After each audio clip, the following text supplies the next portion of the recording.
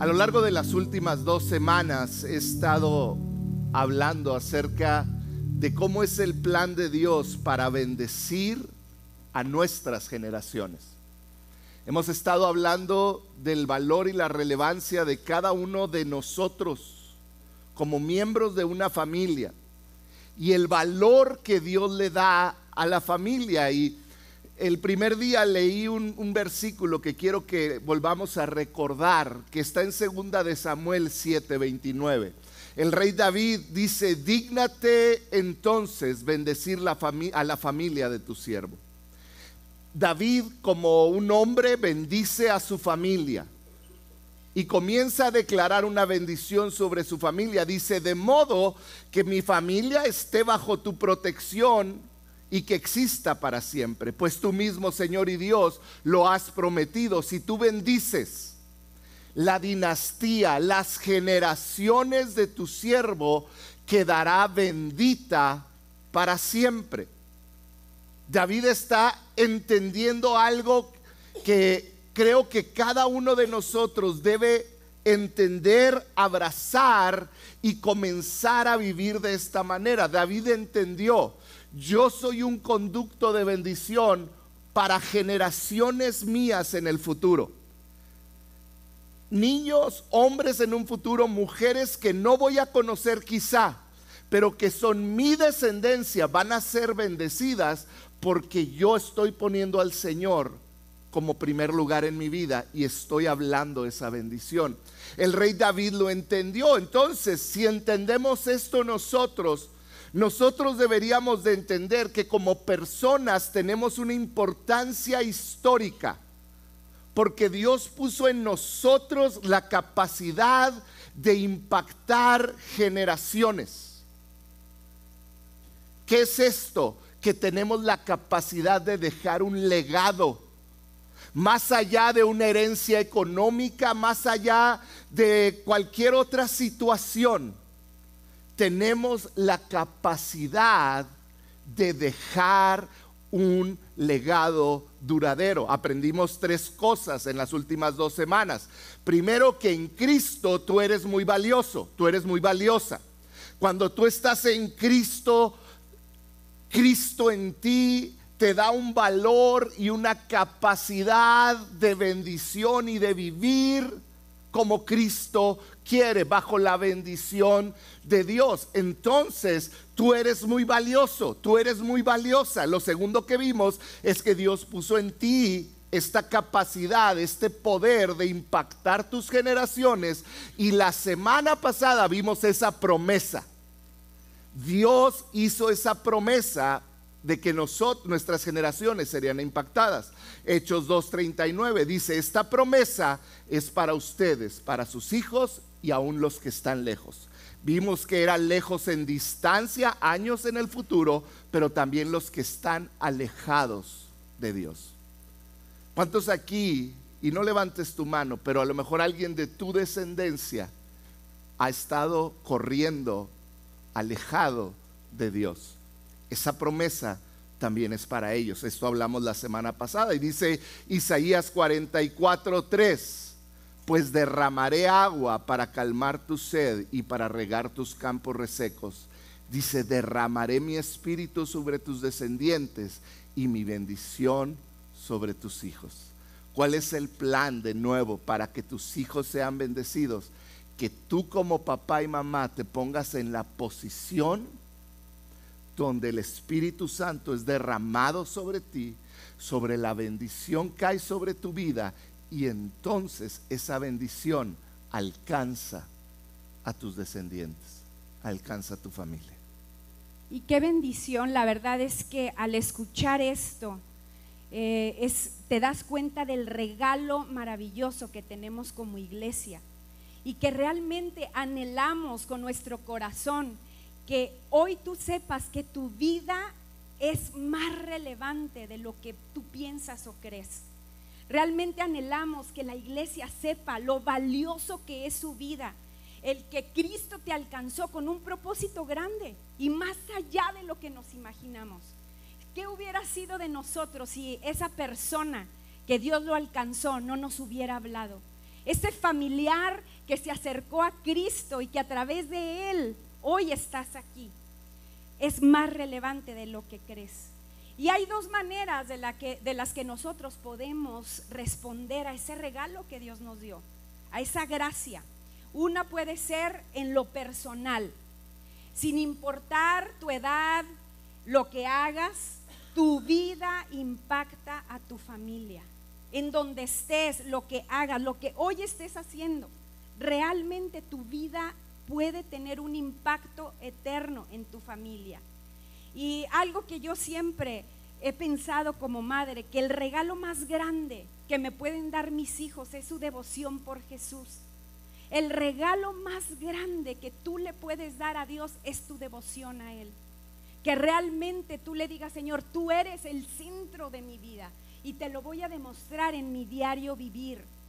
Al palpar tu amor por Dios, tu familia va a experimentar cómo actúa alguien que ama a Dios. En un mundo que está lleno de tentaciones, en un mundo que está tan caído, a través de tu vida ellos van a experimentar quién es ese Dios. A veces no tenemos mucho que hablar, a veces no tenemos que, como decíamos, ¿verdad?, darles bibliazos o predicarles tanto. Nuestra vida en Cristo impacta y habla por sí sola. Tu ejemplo les va a ayudar para cuando ellos estén enfrentando dificultades. Muchas veces en situaciones difíciles ellos van a voltear a ver cómo es que tú estás tomando decisiones en tu diario vivir, cómo es que sales adelante en situaciones de verdad difíciles, a veces dolorosas, cómo es que Dios está en tu vida y lo demuestras en momentos a veces que mucha gente no sabe qué hacer. Tú vas a ser de ejemplo para ellos. En palabras simples les vas a mostrar cómo vivir una vida cristiana estable con una fe simple. Y esto es tomando en serio a Dios. A veces yo veo aquí al pastor hablando de tantas verdades que en el momento las tomamos y decimos: sí, se oye hermoso lo que está hablando. Pero realmente empieza tu vida cuando sales por esa puerta y empiezas a tomar en serio a Dios, obedeciendo la Biblia, asistiendo a la iglesia, sembrando tu talento, tu dinero en el reino, que a veces es lo que más nos cuesta, defendiendo lo justo, amando a las personas, amando lo que Él ama. La primera manera, como decía Telma, es lo personal. En lo personal tú demuestras esta gracia, pero la segunda manera en la que tú demuestras al mundo y a tu familia que tú eres una persona que va a impactar sus generaciones es en tu matrimonio. Hoy queremos hablar, mi esposa y yo, del matrimonio. ¿Por qué el matrimonio es tan importante? Porque el matrimonio declara el evangelio de Cristo. En sí mismo, el matrimonio declara el evangelio de Cristo. Y tú puedes pensar: ay, jole, pero ¿cómo? Si nuestro matrimonio es imperfecto. Si yo levantara la mano y yo dijera: ¿cuántos reconocen que su matrimonio es totalmente imperfecto? Lleno de situaciones, de problemas, de complicaciones. Yo creo todos tendríamos que ser honestos y levantar nuestra mano. Pero tu matrimonio, así como es de imperfecto, es un mensaje de Dios mismo para tu familia. Y hoy quiero que puedas abrazar esto y no rechaces lo que vamos a hablar, porque como vivas tu matrimonio es un mensaje que va a durar generaciones y que no nomás va a impactar tu familia, va a impactar a la sociedad. El día que tú te casaste, ¿cuántos casados hay aquí? Levanten su mano. Todos los que están casados, vienen a eso, hay uno alegre, levanten su, todos los demás, pinten primero una sonrisa en su boca y ahora sí levanten la mano. Todos los casados y casadas aquí con una sonrisa, muy bien. Cuando tú te casaste, el día de tu boca, ahí frente a la persona que te casó, estabas tú, tu esposo, tu esposa, y estaba Dios. La unión entre ustedes no fue algo, un acuerdo entre dos personas, fue algo más profundo, fue algo que Dios mismo estaba sellando y bendiciendo. Yo quiero que lo entiendas porque tendemos a olvidarlo. Esta no fue una decisión al vapor, fue algo que Dios unió. No fue el pastor el que te unió, fue Dios. No fue un sacerdote, no fue un juez, aunque de alguna manera ellos legalmente lo hicieron o públicamente lo pudieron haber hecho. Quien te unió fue Dios y Jesús mismo. Fíjate bien, y quiero que pongas mucha atención, porque para entender el matrimonio, Telma y yo te vamos a llevar en un viaje desde el Génesis, porque Jesús así lo hizo, para que entendiéramos el valor del matrimonio. Mateo 19:4. Cuando le preguntan a Jesús si es lícito divorciarse, Jesús respondió, dijo, ¿no han leído? Mateo 19:4, ahí está. Dice, ¿no han leído? Que respondió Jesús, que en el principio, Jesús se fue al principio, al Génesis, y dice, en el principio el creador. ¿Quién es el creador? Dios. Los creó hombre y mujer. Bueno, ya ahí está una declaración que ahorita sería fuertísima, pero esta es la verdad. Dios creó hombre y mujer. Y luego dijo, por eso dejará, di conmigo, dejará, hombre a su padre y a su madre, y se unirá a su mujer, y los dos llegarán a ser uno solo. Y fíjate cómo termina estas palabras de Jesús. Así que ya no son dos, sino uno solo. Por tanto, lo que Dios ha unido, no lo separe el hombre. Parecía que Dios estaba viendo lo que sucede hoy en día con los matrimonios, donde creemos que es una unión entre dos personas, pero se nos olvida que es algo que Dios unió. ¿Quién lo unió? Dios. Y Dios mismo, Jesús dijo, si yo lo uní, no tiene por qué separarlo un hombre. Tu matrimonio, fíjate lo que es tu matrimonio, es Dios. ¿Se acuerdan cuando llegó el primer hombre a la luna? ¿Qué hicieron? Bueno, que hoy dicen que es falso, ¿verdad? Pero ¿qué hicieron? Plantó una bandera del país al que pertenecía, de Estados Unidos. ¿Se acuerdan? Neil Armstrong. Bueno, tu matrimonio, fíjate bien, es Dios plantando la bandera de su reino en el mundo. Así de importante es tu matrimonio. Es una declaración del evangelio que puede traer repercusiones a tus generaciones, que va a traer repercusiones a tus generaciones. Y yo creo que por eso podemos darnos cuenta cómo el matrimonio es tan atacado. Porque el matrimonio tiene las pinceladas de Dios sobre él. Y ahorita lo decía mi esposo, Dios está proclamando el evangelio y está bendiciendo el futuro de tu familia a través de tu matrimonio.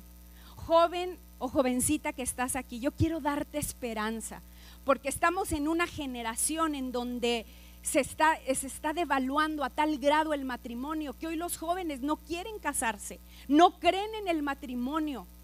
Pero quiero decirte que hay un valor tan especial de parte de Dios en el matrimonio, porque Él sabe lo que un matrimonio en Cristo puede impactar a sus generaciones.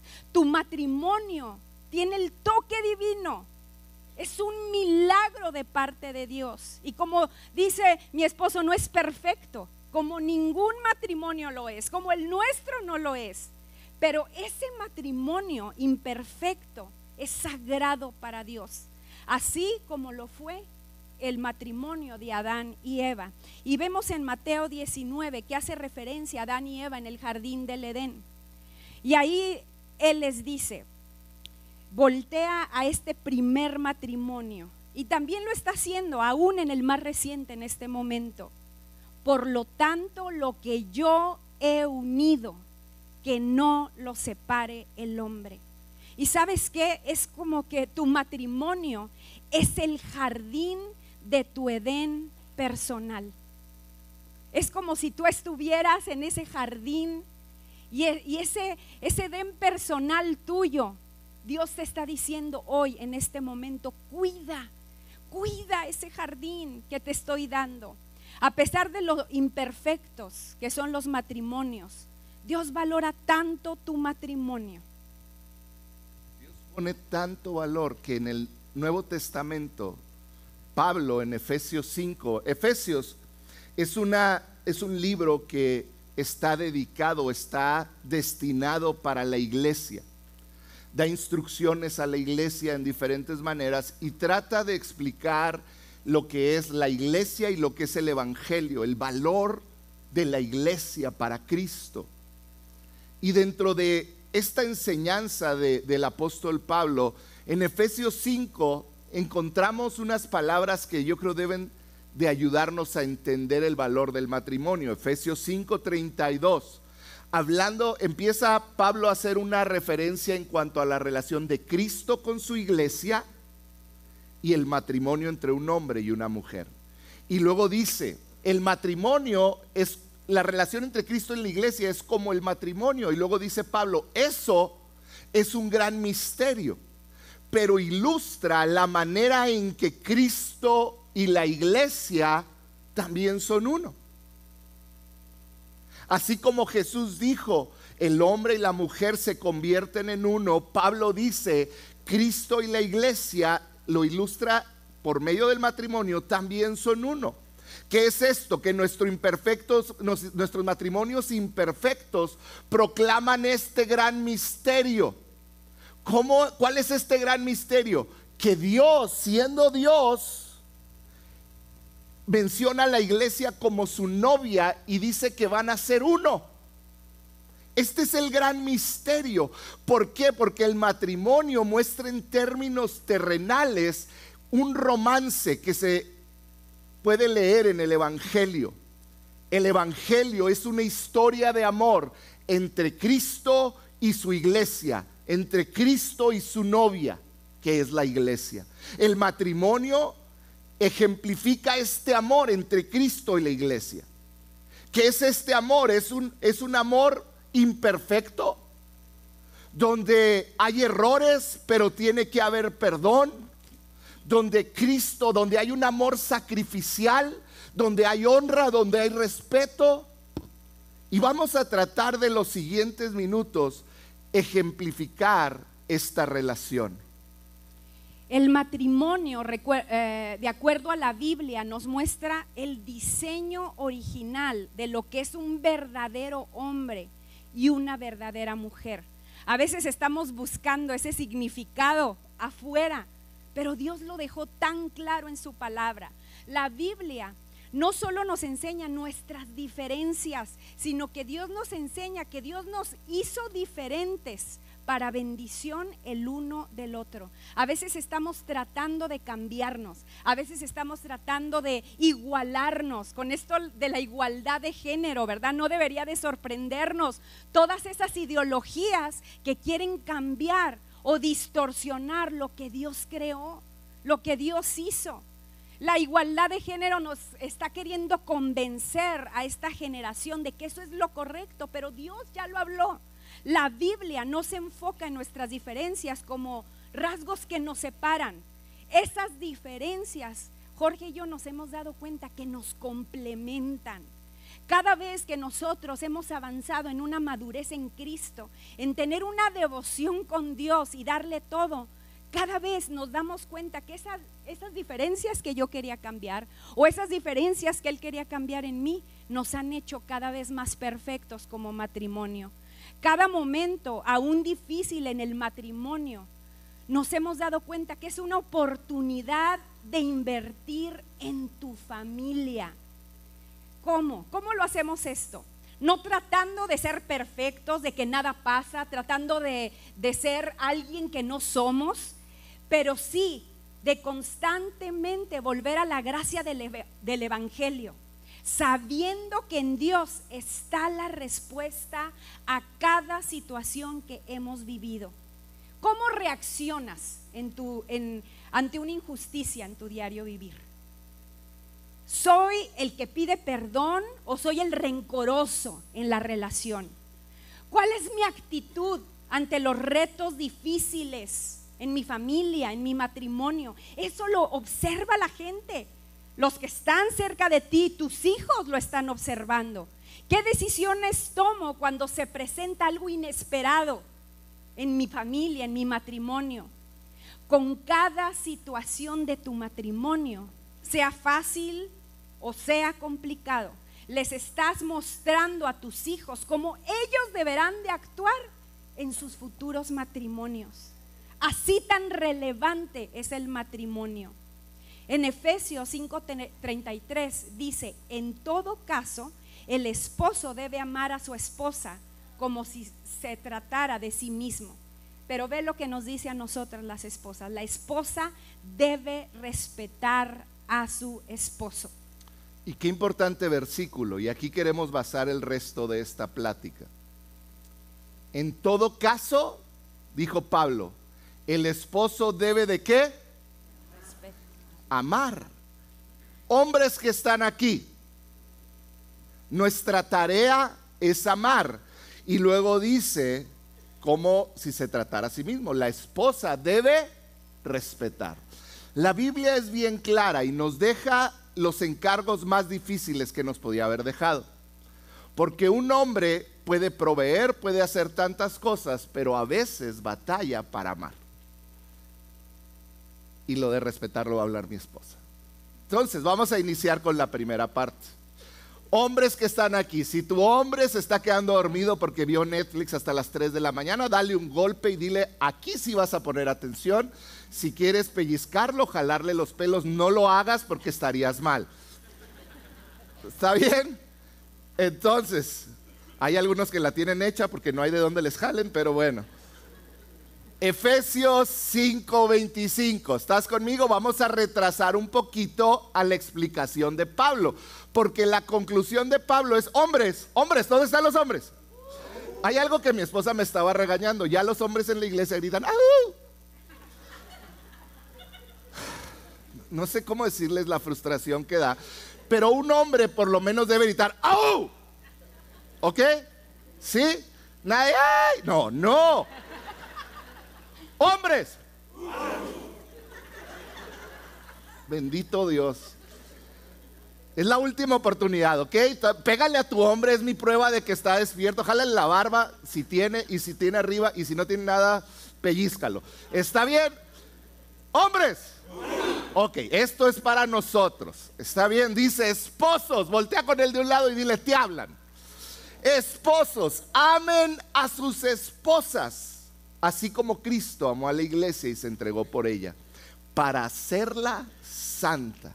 Él, o sea, Cristo con su muerte y su amor la purificó, lavándola con agua mediante la palabra. ¿Para qué? Para presentársela a sí mismo como una iglesia radiante, sin mancha ni arruga, ni ninguna otra imperfección, sino santa e intachable. O sea que tu amor a tu esposa santifica a tu esposa. Tu amor hacia tu esposa crea algo en ella, produce algo en ella, donde ella puede ver a Cristo. Fíjate bien, la palabra en griego, Georgos, no sé cuántos la habrán oído, pero de ahí viene mi nombre, fíjense. Cuando yo busqué que le iba a poner a mi, que Telma quiso ponerle a mi hijo Jorge como yo no quería, y buscamos el significado, honestamente yo no lo sabía, y me dijeron, el significado de Jorge es agricultor, y yo dije, ¿no será ingeniero en agricultura o algo así? Y no, era agricultor. Georgos es una palabra que se utiliza en la Biblia cuando se menciona a veces la palabra esposo. En inglés es una palabra que se dice, fíjate cómo se dice en inglés, husbandman. Husband quiere decir esposo. Entonces la palabra georgos, de donde viene George, donde viene Jorge, quiere decir agricultura. Fíjate, pónganme la que sigue. No, es un agricultor. Georgos quiere decir agricultor, trabajador de la tierra. Y fíjate la última definición que está en amarillo. Está muy chiquitita, pero espero que la alcances a leer. Dice, esposo responsable de su tierra. Y ahí entendí lo que quiere decir mi nombre y lo que es la responsabilidad de cada hombre. Es un hombre que es responsable de su tierra. Ser esposo, escúchame bien, significa mucho más que tener relaciones sexuales sin sentirte culpable. Ser esposo significa muchísimo más que traer dinero cada semana a la casa. Ser esposo significa mucho más que ser el que tiene el control, que ser el que maneja las finanzas. Ser hombre es mucho más. Esposo, fíjate bien, en el término bíblico significa ser un hombre que cuida su tierra. Eso quiere decir esposo. Yo soy alguien, cuando yo me casé con ella, yo soy un esposo, yo soy un hombre, yo soy un georgos que cuida su tierra, que cuida lo que Dios le dio. Un esposo cuida, fíjate las características. Un esposo cuida, cultiva e enriquece a su esposa de manera que ella florece naturalmente. Esto es algo muy profundo porque es una responsabilidad que tenemos como hombres: cuidar, cultivar y enriquecer. Cuando tú haces eso y eres agricultor sobre la tierra, la semilla que eches casi inevitablemente va a florecer. ¿Por qué? Porque la tierra está cuidada. Ella es una semilla que se dio a mi tierra, que Dios me la dio a mi tierra, y si yo la cuido, la enriquezco, ella va a florecer. Pero ¿de quién es la responsabilidad de que mi esposa florezca? Soy yo. Hay muchos, y he tenido consejerías que me dicen: mi esposa es una amargada, mi esposa siempre está enojada, mi esposa me habla feo. Y yo les digo: ay, pobrecito, venga para acá, mi chiquito. ¿Cómo sufre? ¿Sabes de quién es responsabilidad? 99% de las veces del hombre, mío. Porque la mía, no le van a decir, pero también ha estado así como que difícil a veces.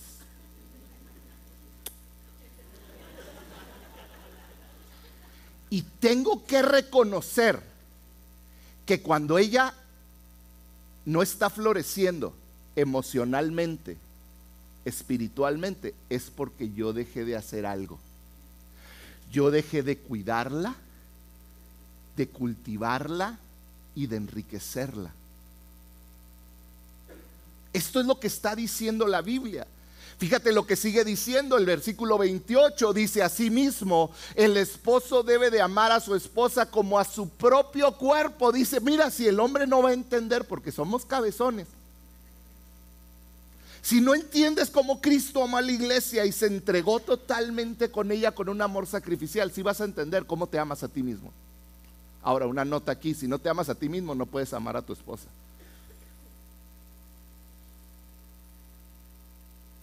Fíjate lo que dice: debe de amar a su esposa como su propio cuerpo. El que ama a su esposa se ama a sí mismo.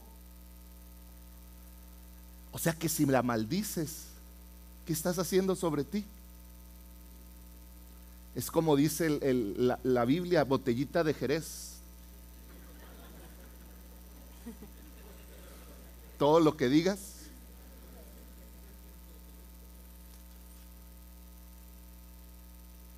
Cuando tú la bendices, te bendices a ti mismo. pues nadie ha odiado jamás a su propio cuerpo. Al contrario, fíjate lo que dice Pablo, lo alimenta y lo ¿qué? Y lo cuida, así como Cristo hace con la iglesia, porque somos miembros de su cuerpo. En otras palabras, hombres que están aquí, ¿dónde están los hombres? Eso. Yo, tú, el que le hizo ajú y el que le hizo y el que no quiere hacer nada. Tú eres responsable, yo soy responsable de que mi esposa florezca en todos los aspectos de su vida. Yo soy responsable de que ella florezca físicamente. Yo soy responsable de que ella florezca emocionalmente. Y yo soy responsable de que ella florezca espiritualmente. Tú eres responsable sobre lo mismo de tu esposa. La gran pregunta es, ¿estás alimentando tu relación? ¿Estás cuidándola y estás enriqueciéndola? ¿O te casaste y dijiste, ay ya? ¿Cuándo fue la última vez que le llevaste una flor? ¿Cuándo fue la última vez que le dijiste qué bonita estás? ¿Cuándo fue la última vez que salieron juntos? Es tan común en muchos matrimonios. Y muchos se quejan y dicen, no, es que ya no es lo mismo que cuando éramos novios. Y yo me pongo a pensar, porque cuando no era tu tierra y la querías, la cuidabas aunque no era tuya. La enriquecías, la tratabas bien. Y había una respuesta. Pero ahora que es tuya, y esto es algo tan humano de los hombres, ya es mío, me relajo. Es nuestra responsabilidad y debemos de hacer de nuestra meta personal para el 2025 que nuestra esposa florezca. Piensa en una flor, ahí va a aparecer una flor. Una flor, no nace la belleza de la flor del exterior. No nace su belleza del exterior. Una flor nace su belleza de su interior. ¿Qué te quiero enseñar con esto? Muchas veces decimos, no, es que yo le compro su ropita para que se vea linda, le doy para su cabello, para sus pinturitas, para todo. Yo no, yo soy súper buen proveedor. Lástima que la flor, su belleza no viene de afuera. La flor coge su belleza de los minerales que están en las raíces, en el suelo, algo que no se ve, y finalmente produce una belleza física. Tú no puedes esperar tener una esposa bellísima cuando no has sembrado espiritualmente en ella. ¿Cómo siembras espiritualmente en ella? Espiritualmente en ella siembras siendo tú primero un hombre de Dios, estando comprometido. ¿Se acuerdan lo que habló Telma al principio en lo personal? Cuando tú como hombre eres un ejemplo de amor, de cuidado, de ternura, de compasión, de protección hacia ella. Todo comienza en lo espiritual. No esperes tener una mujer sana emocionalmente cuando espiritualmente le has dejado la carga de tus hijos y de la iglesia. Tú vas cuando tienes ganas. Es responsabilidad de cada hombre. Leía en un libro y te lo quiero contar, y antes de darle lugar a mi esposa, pero que un hombre dijo, imagínate, le dijo a sus hijos, que me muero yo y mi esposa queda viva cuando somos unos ancianos. Mi esposa vive sus últimos años sola, pero siempre agradecida, contenta, por la vida que le dio su esposo. Y después de eso, cuando ella fallece, sus hijos tienen un recuerdo que va a durar generaciones y van a recordar: mi papá cuidó a mi mamá y ella fue tan feliz. Ese es un legado que dura generaciones.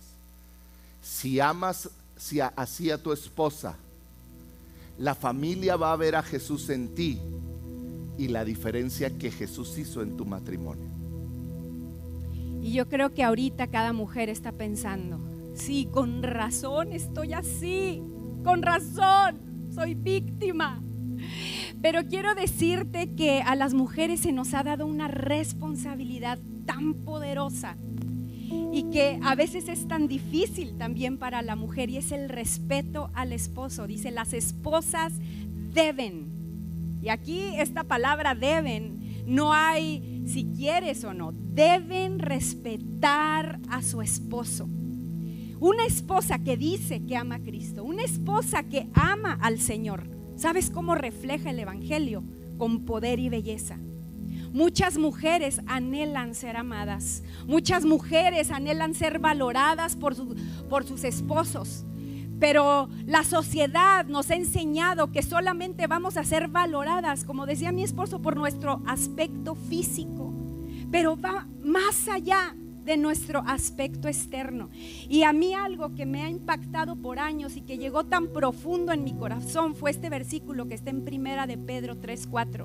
Dice: en cambio, mujeres, vístanse con la belleza interior, la que no se desvanece, la belleza de un espíritu tierno y sereno. ¿Eres una mujer con un espíritu tierno y sereno? Dice: porque este espíritu tierno y sereno es tan precioso a los ojos de Dios. Tu esposo necesita tu respeto, te conviene respetarlo, porque cuando tú respetas a tu esposo, él puede levantarse, cuando tú lo respetas, tú estás empoderando a tu esposo para que él se levante a labrar la tierra como debe de hacerlo. Lo acepte o no, todo hombre batalla tanto con sentirse suficiente para enfrentar los retos de la vida.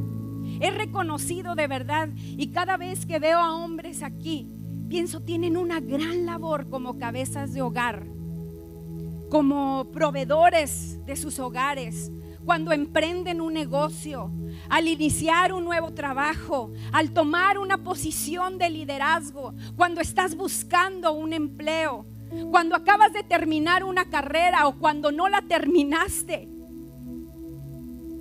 aún en la iglesia, predicar, actuar, liderar un grupo vida, todo eso necesita de verdad una batalla interna, y todo hombre en su mente batalla con sentirse siempre incapaz de cumplir lo que Dios le encargó.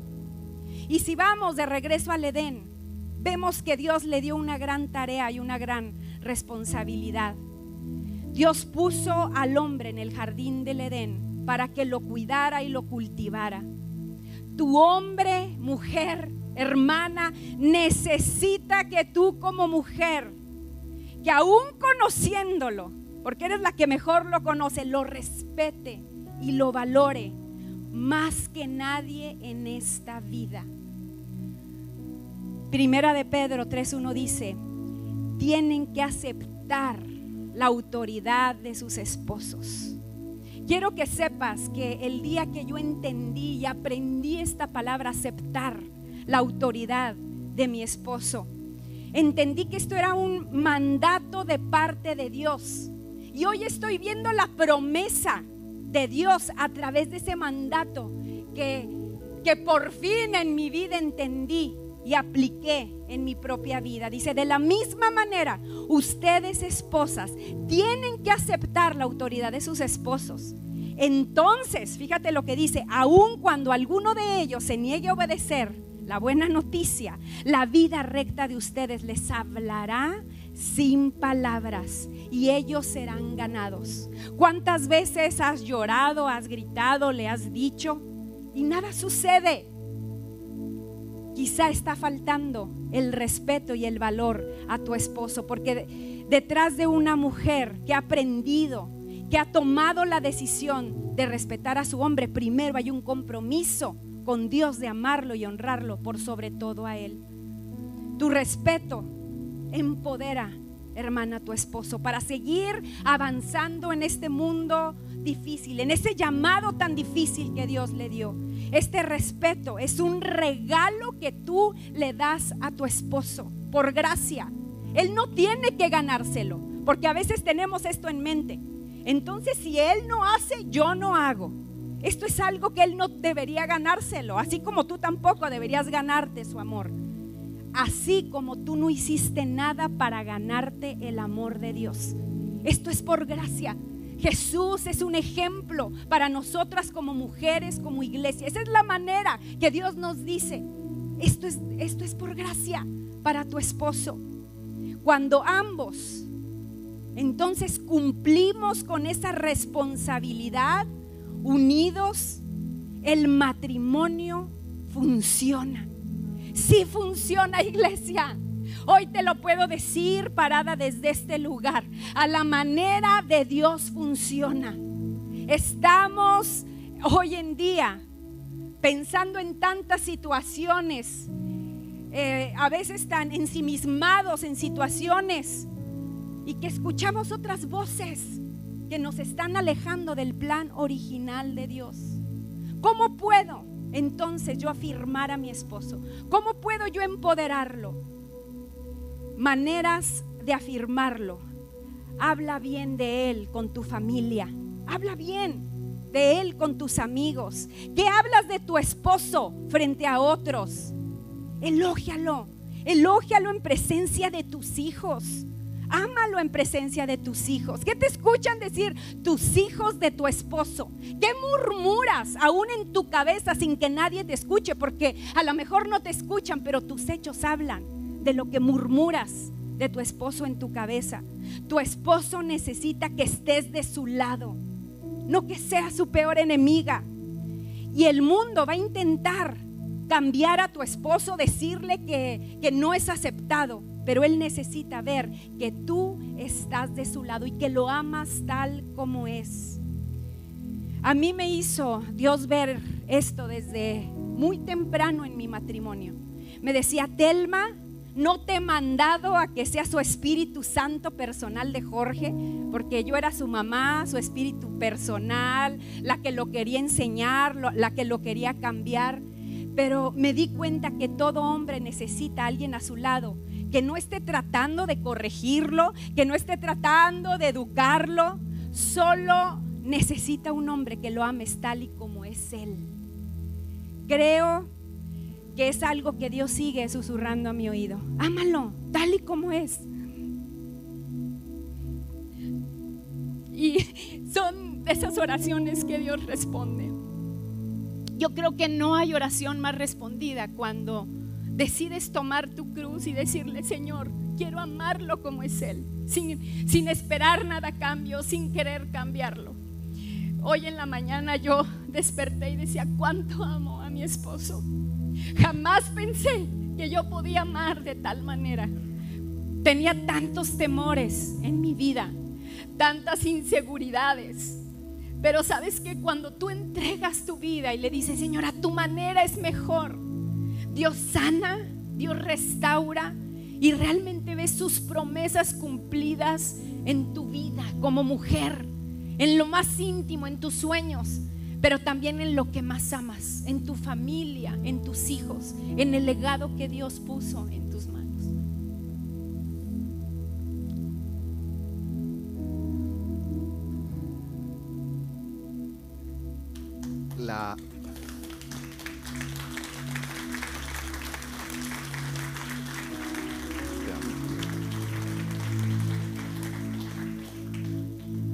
La mayor, mira, detrás del barbón geniudo con el que te casaste, como el que se casó mi esposa, hay un hombre que siempre está luchando con el sentirse suficiente para su familia. Y hoy te puedo decir lo que me ha hecho caminar en mi vida diaria, que me ha hecho un mejor pastor, un mejor predicador, y es que ella me lo ha dicho: tú eres mi predicador favorito. Y pues su opinión está viciada porque me ama, ¿verdad? Pero es todo lo que yo necesito escuchar. ¿Cómo me afirma? No tan solo me afirma con sus palabras, sino me afirma que cuando yo veo su celular, todas mis predicaciones las tiene toda apuntada. Parece que mis notas las reescribió, porque está diciéndome: lo que tú hablas me pega a mí. Y eso me ha dado una seguridad cuando yo hablo. Mujer, el regalo más grande que Dios te dio fue el oído de tu marido. Tú puedes levantarlo o puedes destruirlo con tu honra o tu deshonra. Y cuando hablamos de honra, no estoy hablando de un servilismo. Estoy hablando que de un corazón agradecido reconoces lo que ese hombre es y lo que él tiene para ti. Queremos terminar recordándote algo. La herencia más grande que le puedes dejar a tu familia es tu devoción a Jesús.